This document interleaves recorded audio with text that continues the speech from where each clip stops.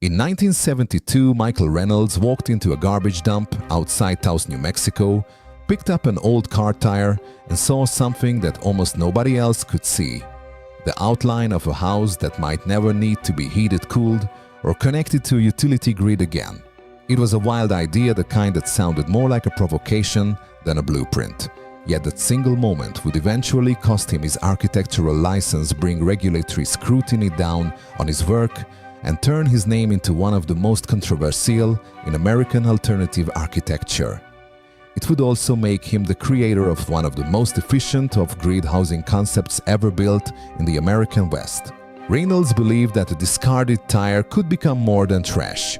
If it were packed tightly with hundreds of pounds of rammed earth, then stacked with hundreds of others into a thick curved wall, it could form a thermal mass so powerful that it would absorb heat during the day and slowly release it through the freezing desert night. In theory, such a house would not need a furnace in winter or air conditioning in summer. It would need no utility hookup, no conventional heating system, and no monthly energy bill. Reynolds tested that theory. Then he tested it again. And each time the houses kept working. Over the following years, he built structure after structure in the desert outside Taos, proving that the concept was not a fantasy. Decades later, despite Bands code battles and professional punishment, the houses still stand and still perform. Their core promise remains astonishingly simple: build a house that heats itself, cools itself, gathers its own water, and keeps working long after the final construction payment has been made. This is the story of that house and of the system that tried to stop it. By the autumn of 1974, Reynolds was 29 years old, already under pressure from authorities for the work he had begun, and building what would become known as the farmhouse. The budget was only $6,000. That number alone tells you how radical the project was. This was not an expensive architectural experiment funded by institutions or wealthy patrons. It was a direct attempt to prove that a durable, climate-responsive house could be built from materials most people considered worthless. The primary structural element was the used car tire collected for free from the same dump where the idea first began. The construction logic was simple, even brutal in its physicality. A tire was laid flat on prepared ground. Then loose soil and subsoil were hammered into the cavity with a sledgehammer layer by layer until each tire held roughly 300 pounds of compacted earth. Once packed, the tire became something like an earth brick wrapped in rubber, dense, heavy, resistant to rot, and strong enough to serve as part of a load-bearing wall. Rows of these tires were stacked in staggered courses. The gaps between them were filled with aluminum cans, recycled glass bottles, and concrete. Finally, the entire wall was coated with earth plaster, turning raw waste into a solid architectural mass. The finished wall was about 30 inches thick and formed the thermal backbone of the house.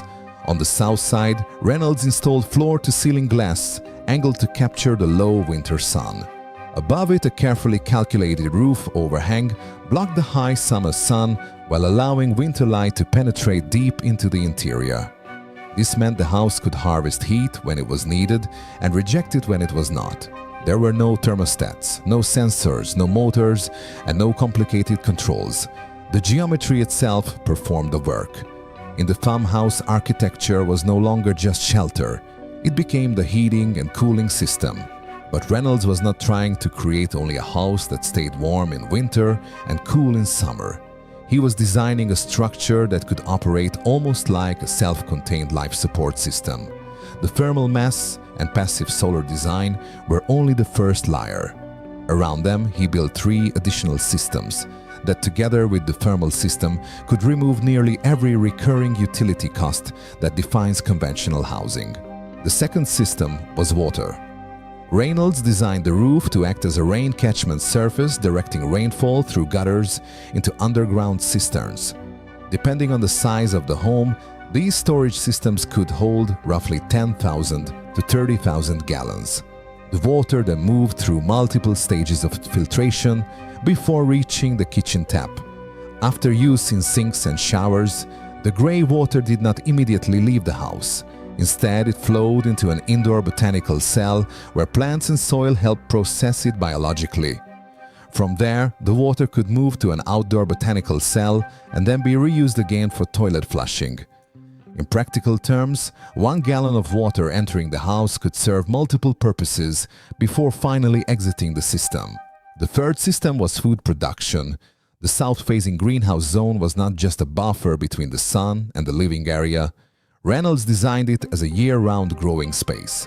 In the high desert climate near Taos, where winters are severe and late snow is common, residents were still able to grow bananas, papaya, citrus, and other crops that normally belong to much warmer regions.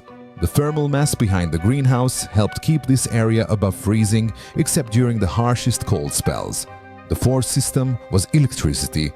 Because an Earthship did not depend on a furnace air conditioner or conventional electric water heater, its energy demand was only a fraction of that of a standard American house.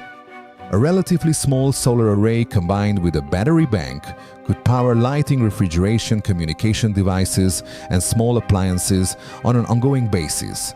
Together, these 4 systems did more than lower utility bills. They aimed to eliminate them entirely. The science behind the Earthship was never mystical. It was based on plain physical principles. Dense material absorbs heat slowly and releases it slowly. Reynolds understood that if a wall contained enough mass, it could act like a thermal battery. During the day, sunlight entering through the south-facing glass would warm the interior surfaces and charge that mass with heat. At night, when the outside temperature dropped, the stored warmth would move back into the living space at a gradual rate. Instead of the burning fuel, the house would simply cycle heat through its own structure. The buried rear wall added another layer of stability. Because part of the structure was set into the earth, it could draw from the relatively constant underground temperature from the few feet below the surface. In winter, that reduced heat loss. In summer, it helped pull excess warmth away from the interior. Together, the tire walls, the solar glass, the roof overhang, and the earth itself formed a passive climate control system with no moving parts and almost nothing to break. The first real proof came during the earliest winters. One winter night, outside temperatures around the farmhouse dropped to roughly -12 degrees Fahrenheit for several nights in a row. Reynolds had not installed a furnace. He stayed inside anyway. The interior reportedly held at about 64 degrees. That result mattered because it showed the concept was not theoretical. It worked under actual desert winter conditions. At that point, Reynolds was no longer just experimenting with recycled materials. He had demonstrated that the house might stop costing money to heat the moment construction was finished. What Reynolds had created was not merely an unusual kind of shelter. It was a challenge to an entire economic structure built around recurring household consumption. In the United States, residential energy is not a small side market. It is a vast system worth hundreds of billions of dollars, with heating and cooling accounting for a major share of what families spend each year. Every payment for warmth in winter or cool air in summer passes through a chain of producers, utilities, manufacturers, installers, service companies, and maintenance networks. A house that can regulate its own temperature without depending on those systems does not just compete with them. It steps outside the model completely. That is what made the Earthship so disruptive. A tire wall packed with earth cannot be metered. A south-facing window that stores solar heat does not generate a monthly bill. A thick mass of compacted soil releasing warmth through the night cannot be sold back to the occupant as an ongoing service. From the day such a house is completed, it requires dramatically less from the conventional supply chain. In some cases, it may require almost nothing at all.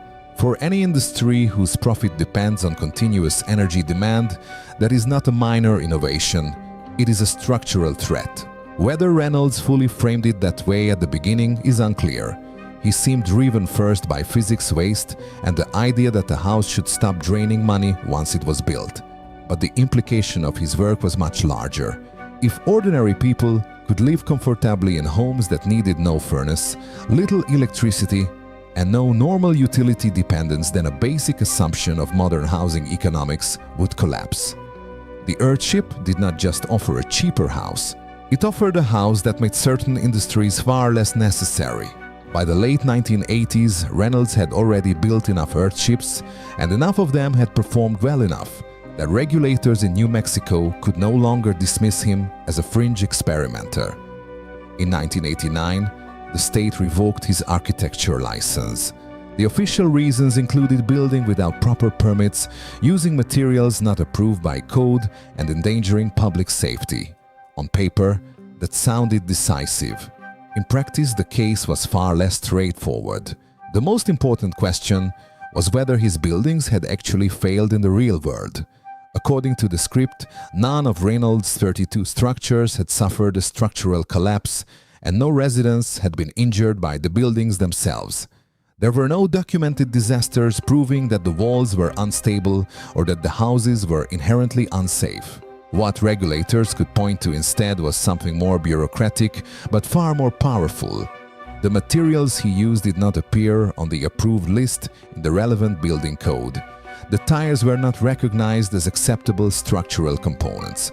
Under that logic, the house became illegal, not because it had been shown to fail, but because it had never been formally authorized. That distinction matters. There is a difference between a structure being physically dangerous and a structure being excluded by administrative rules. Reynolds' conflict with the state turned on that difference. The law was not asking, did this wall stand? It was asking, is this wall made from an officially sanctioned material? If the answer to the second question was no, then the first question almost stopped mattering. This is where the Earthship story becomes larger than one architect. It becomes a story about how codes define legitimacy. A building can perform successfully for years, shelter families safely, and still be treated as unlawful if it falls outside the narrow catalog of materials and methods the system has chosen to recognize. To understand why the Earthship remained blocked, you have to look at who writes the rules. The script points to the International Code Council, or ICC, the private non-profit organization responsible for producing the International Residential Code used across the United States. That code is revised on a regular cycle, and the people involved in shaping it include not only building officials, but also representatives connected to the building products industry. In other words, the same system that decides which materials are acceptable is influenced by organizations whose businesses depend on the continued use of conventional materials and standard construction methods. Within that framework, alternative systems face a steep uphill battle.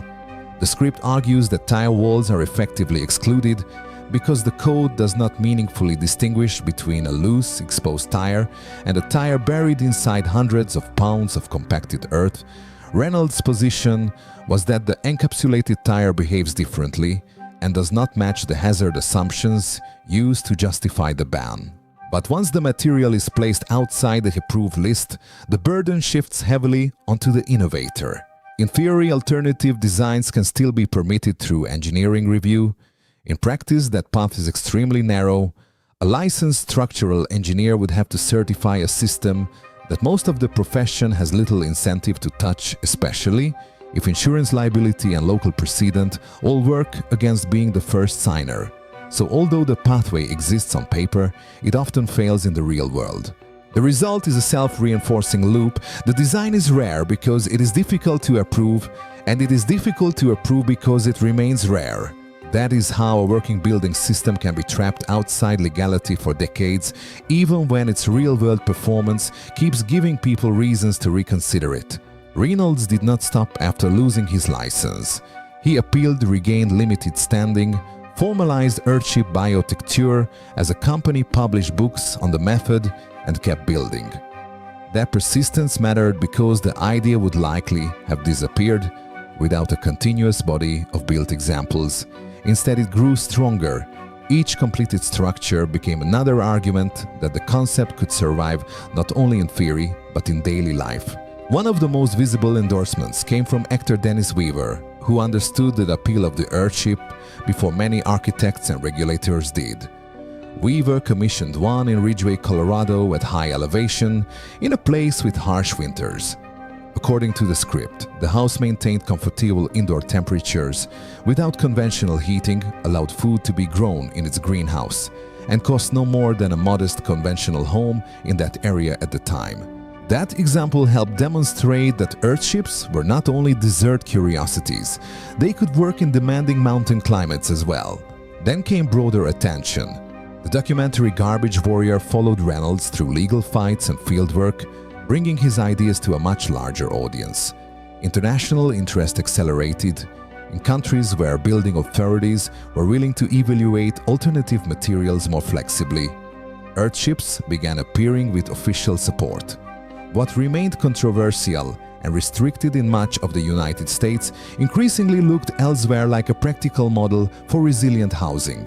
Now imagine stepping into an Earthship in the second week of January. Outside, the desert morning sits below zero, bright and severe, under a clear winter sky. Inside, the change is immediate. The air feels still dense and calm, with a faint mineral scent like cool stone warmed from within. Sunlight falls through the south-facing glass in long, quiet rectangles. In the greenhouse zone, banana leaves rise toward the roof, absurdly green, against the reality of a frozen high desert outside. As you move deeper into the house, you no longer search for the source of heat. There is no active furnace, no humming machinery, no thermostat on the wall. Yet the interior remains comfortable. If you place your palm against the thick tile wall, it feels warm, as if the building has been storing sunlight for months and is now releasing it gently back into the room. The most striking part of the Earthship story is that the debate did not end once performance data became available. According to the Scripps studies in multiple locations, monitored Earthships across severe weather conditions, and found that indoor temperatures remained stable without conventional mechanical heating. Research from Prescott College Monitoring in Brighton and Official Review in Scotland all pointed in the same direction. The concept worked, and it worked in more than one climate. Yet the code structure that excluded it did not meaningfully change. Public data existed, but the legal status of the system remained largely frozen. Even so, the movement kept expanding. Communities of Earthships continued growing, especially around TOS, and residents reported utility costs close to zero. In the United States, one of the few openings came through owner-builder exemptions, which allowed individuals in many states to construct their own primary residence outside the normal contractor pathway. That loophole became one of the main ways Earthships continued to be built domestically. Abroad, where governments or local authorities were more willing to assess the evidence directly. Earthships were often treated not as rebellious exceptions, but simply as buildings. That leads to the central conclusion. The Earthship was not pushed aside because it failed. It was pushed aside because it made too many conventional systems unnecessary. If a house can heat and cool, itself collect water, support food growth, and operate on a tiny energy load, then many products and services treated as essential begin to look optional. That is why the Earthship remains such a provocative idea. It asks a question larger than architecture: what happens when a person can live comfortably in a structure that does not need to keep paying the systems around it? In that question lies both its promise and the reason it has faced resistance for so long.